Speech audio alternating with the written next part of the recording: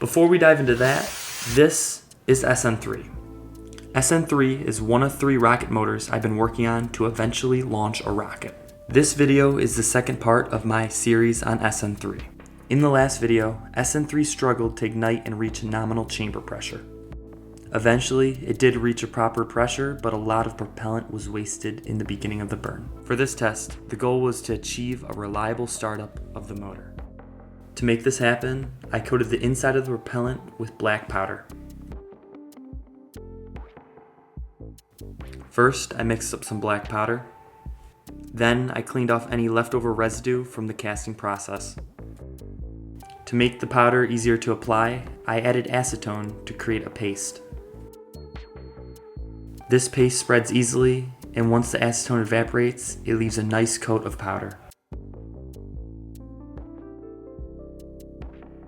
I used a total of 2 grams. Now it's time to assemble. First, I start by fastening the bulkhead. And then I fasten the nozzle. Here's what a fully assembled rocket motor looks like. Now it was ready to test. Here's a few camera angles of that.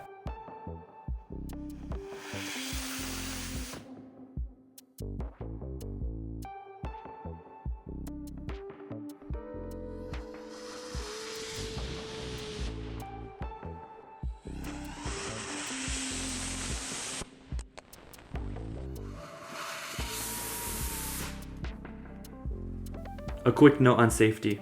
For this test, we were positioned very far away and nobody was close to the test site. Now, this may have looked unexpected, but let me explain what happened. After inspecting the casing on the following static fire, I noticed the screws were pulling on the aluminum. Since I knew this motor would never fly, I decided to use this as an opportunity to test the ignition system and to practice a safety drill. Remember, failures can provide valuable data. Here's some shots from after the test. This is where the nozzle landed, around 20 feet from the testing location. And this is where the fuel grain ended after being ejected from the motor.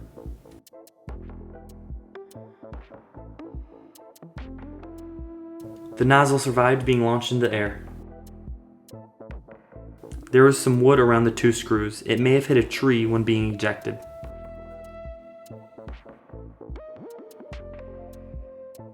After cleaning it up, the nozzle looked good as new.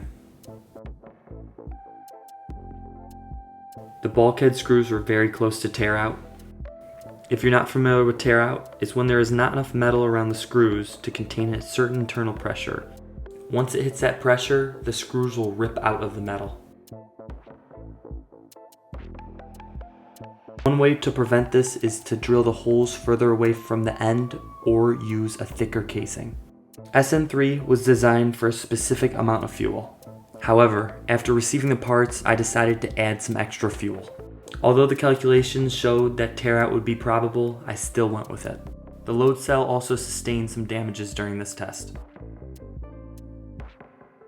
I tried to take it apart to inspect the damage, but the screws were stripped, so I needed to drill them out. The load cell peaked out at 1900 newtons. While I don't know how accurate this reading is, it's definitely within the realm of possibility. The new ignition system worked flawlessly, and at the beginning of the burn, the motor peaked out at around 450 newtons. One of the GoPros positioned near the motor during this test fire took some damage, but it captured some great footage.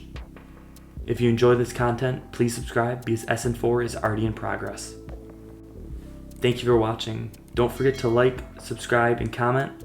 And if you like to support my work, you can buy me a coffee. Thanks.